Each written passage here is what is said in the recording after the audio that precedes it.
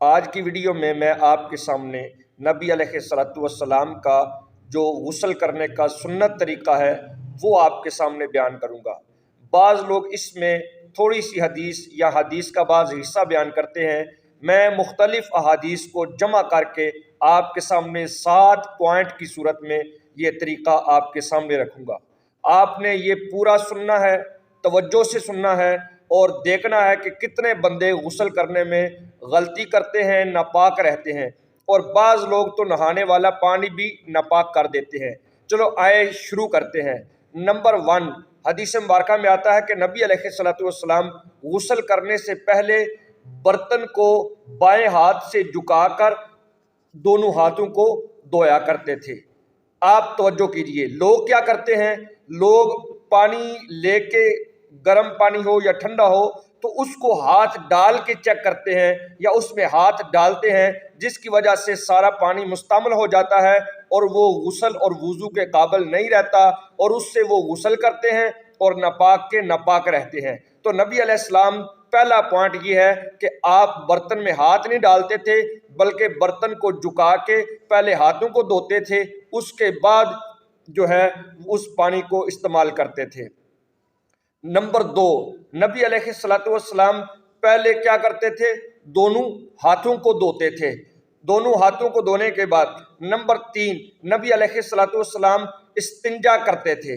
تو استنجے کی ضرورت ہو یا نہ ہو، استنجا کرنا نبی علیہ الصلوۃ والسلام کی سنت ہے۔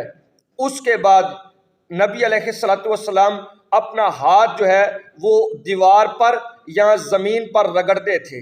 جیسے آج آپ استنجا کرنے کے بعد واش روم کے بعد صابن استعمال کرتے ہیں، تو اس وقت ضرورت کے جس بات کی تھی اس صفائی کو پیش نظر رکھتے ہوئے نبی علیہ السلام دیوار کے ساتھ یا زمین کے ساتھ اپنے ہاتھ کو رگڑتے تھے تاکہ اچھے طریقے سے صاف ہو جائے۔ اس لیے علماء نے لکھا ہے کہ استنجا کرنے کے بعد اگر جسم پر کہیں نجاست لگی ہو تو اسے صاف کر لینا چاہیے۔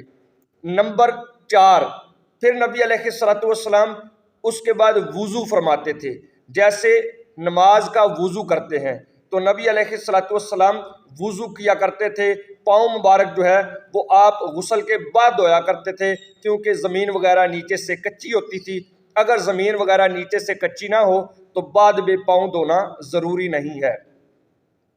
پھر اس کے بعد نمبر 5 نبی علیہ الصلوۃ والسلام اپنے سر کے بالوں کو پانی پلاتے تھے۔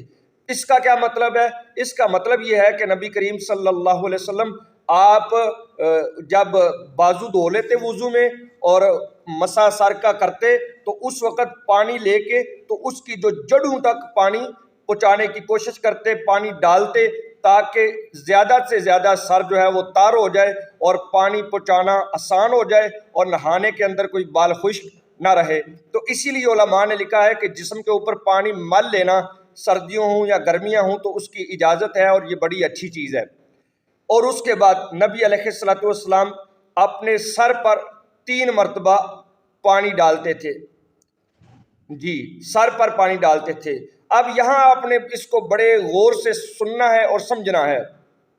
بعض لوگ یہ کہتے ہیں کہ وضو کرنے کے بعد پہلے دائیں کندھے پہ 3 مرتبہ اور پھر بائیں کندھے پہ 3 مرتبہ اور پھر سر پر 3 مرتبہ پانی بہانا چاہیے، لیکن کثرت کے اندر جو حدیث مبارکہ موجود ہے وہ یہ ہے کہ نبی کریم صلی اللہ علیہ وسلم وضو کرنے کے بعد سب سے پہلے سر پہ پانی بہایا کرتے تھے۔ تو اس لیے زیادہ واضح اور زیادہ صحیح بات یہ سمجھ آتی ہے کہ وضو کرنے کے بعد سب سے پہلے سر پہ پانی بہایا جائے اور اس کے بعد اپنے جو باقی جسم ہے دائیں طرف پھر بائیں طرف پھر سارے جسم پر جو ہے وہ پانی بہا لیا جائے، اچھی طرح ملا جائے، پوشیدہ جگہ کو اچھی طرح ملا جائے، خوب صفائی کی جائے اور جسم کے جتنے بھی ظاہری اعضاء ہیں ان تک پانی پہنچایا جائے۔ اور جسم تک پانی پہنچانے کے بعد نبی کریم صلی اللہ علیہ وسلم جب سر پہ پانی بہا لیتے پھر سارے جسم پر جو ہے وہ نمبر 7 سارے جسم پر آپ پانی بہایا کرتے تھے، اچھے طریقے سے پانی بہایا کرتے تھے۔ تو یہ نبی کریم صلی اللہ علیہ وسلم کے غسل کا طریقہ ہے اور یہ سنت طریقہ ہے۔ یہ میں نے مختلف احادیث کو اس میں جمع کر لیا ہے۔ یہی طریقہ کار جو ہے علماء بیان کرتے ہیں کہ غسل کے 3 فرض ہیں۔ پہلے نمبر پہ کلی کرنا، اس طرح کے پانی حلق تک پہنچ جائے، وہ آپ غرارہ کریں گے تب پہنچے گا۔ دوسرے نمبر پہ ناک کی یہ جو سخت ہڈی ہے، جہاں نرم ختم ہو جاتی ہے اور سخت شروع ہو جاتی ہے، وہاں تک پانی پہنچانا ضروری ہے۔